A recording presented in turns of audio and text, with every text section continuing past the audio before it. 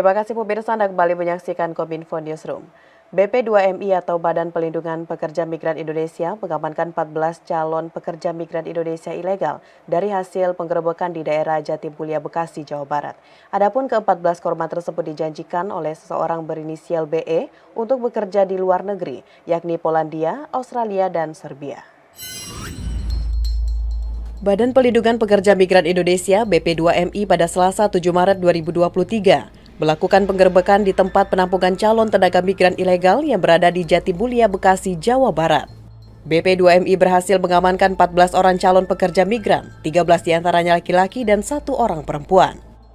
Ke-14 korban tersebut berasal dari Provinsi NTB, Lampung, Jawa Timur, dan Sumatera Utara yang dijanjikan oleh seorang berinisial BE akan bekerja di luar negeri yakni Polandia, Australia, dan Serbia. BE mengaku memiliki perusahaan penyalur tenaga kerja ke luar negeri dengan inisial perusahaan AIB. Namun setelah diselidiki oleh BP2MI, perusahaan tersebut tidak terdaftar sebagai perusahaan penempatan pekerja migran Indonesia. Para korban BE diminta untuk menunggu di tempat penampungan, namun hingga saat ini BE tak kunjung kembali. Kini BE telah ditetapkan sebagai tersangka dan dalam proses pencarian aparat kepolisian, dikarenakan BE membawa kabur uang ke-14 korban tersebut. Sementara itu terkait dengan nasib ke-14 korban yang kini telah diamankan BP2MI di Jakarta, nantinya mereka akan dikembalikan ke daerahnya masing-masing. Sekretaris Utama BP2MI Rinaldi menyebutkan, cara yang dilakukan BE dalam perdagangan orang ke luar negeri adalah dengan menggunakan modus baru, yakni melalui iklan di media sosial. Oleh karena itu, BP2MI akan melakukan kerjasama dengan Kementerian Komunikasi dan Informatika dalam rangka melakukan pemblokiran situs-situs penipuan tersebut.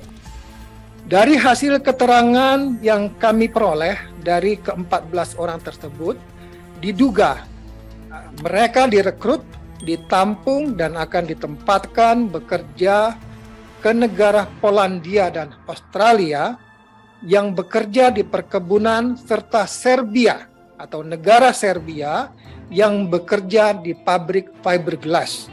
Dan terakhir, selanjutnya tim telah menyelamatkan para PMI tersebut dan membawanya ke shelter kantor BP3MI Jakarta dan melaporkan dugaan tindak pidana penempatan PMI tersebut secara non-prosedural tersebut ke Polres Metro Bekasi Kota dengan menyertakan dokumen-dokumen yang telah ditemukan kepada pihak kepolisian untuk diproses lebih lanjut. Presiden Joko Widodo pada kunjungannya ke Jawa Tengah menyerahkan sebanyak 1.043 sertifikat tanah kepada masyarakat Blora. Presiden juga menekankan akan mencabut sertifikat tanah bagi pemilik yang menelantarkan tanah atau tidak mengelola tanah tersebut dengan produktif.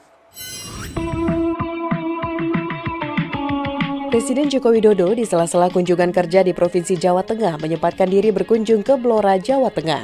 Dalam kunjungannya, Presiden menyerahkan sedikitnya 1.043 sertifikat tanah pada Jumat 10 Maret 2023.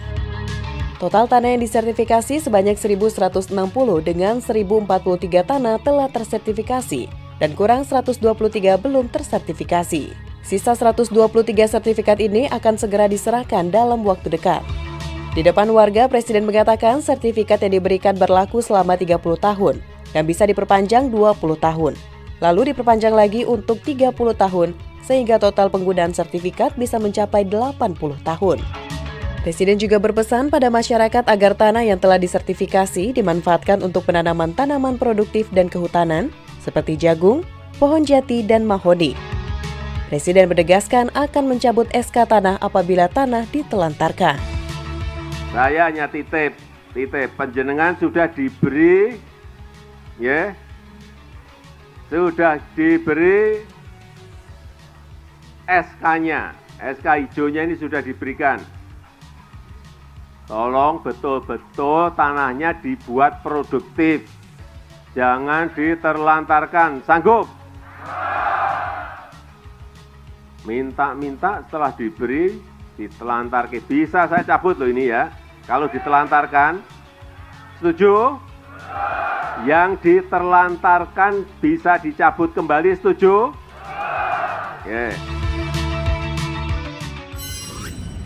Beralih ke informasi lainnya, Ombudsman Republik Indonesia menyebutkan stok pupuk bersubsidi di gudang Lini 3 Kabupaten Banyuasin, Sumatera Selatan melampaui ketentuan jumlah stok minimum. Dengan artian melampaui ketentuan minimum stok pupuk bersubsidi yang ditetapkan oleh pemerintah. Ombudsman Republik Indonesia memastikan pupuk bersubsidi di gudang Lini 3 Kabupaten Banyuasin, Sumatera Selatan melampaui ketentuan jumlah stok minimum.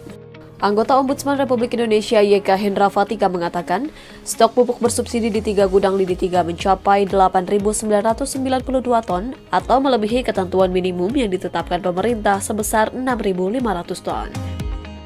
YK menegaskan, alokasi pupuk bersubsidi yang disediakan pemerintah hanya bisa diterima oleh para petani yang telah memenuhi kriteria yang ditetapkan oleh Kementerian Pertanian melalui Peraturan Menteri Pertanian, yaitu wajib tergabung dalam kelompok tani, terdaftar dalam Sistem Informasi Manajemen Penyuluh Pertanian, menggarap lahan maksimal 2 hektar dan menggunakan kartu tani. Aturan tersebut juga menetapkan bahwa hanya 9 komoditas yang berhak mendapatkan alokasi subsidi pupuk, yakni padi, jagung, kedelai, cabai, bawang merah, bawang putih, kopi, kakao, dan tebu rakyat. Dengan kata lain, petani yang menggarapi luar komoditas tersebut tidak lagi mendapatkan alokasi pupuk bersubsidi. Kalau kita jumlahkan stok baik urea maupun NPK di 3 gudang Lini 3 tersebut, jumlahnya sekitar mencapai 8.992 ton. Nah, artinya apa? Artinya kebutuhan stok di Kabupaten Banyuasin ini sudah melebihi dari stok yang ditetapkan oleh pemerintah. Berapakah stok yang ditetapkan oleh pemerintah? Yaitu minimal 6.500. Jadi kalau stok yang ditetapkan pemerintah untuk 2 minggu itu 6.500 dan ketersediaan stok kemarin itu sudah mencapai 8.900, artinya ketersediaan stok aman. Pupuk ada, pupuk melimpah, pupuk bersubsidi ya, pupuk bersubsidi. Menteri Perencanaan Pembangunan Nasional Suharso Monoarfa menyebutkan pemerintah tengah memfokuskan 6 aksi utama pencegahan korupsi tahun 2023-2024. Adapun hal tersebut dilakukan pemerintah dalam rangka mencegah korupsi terutama di sektor keuangan.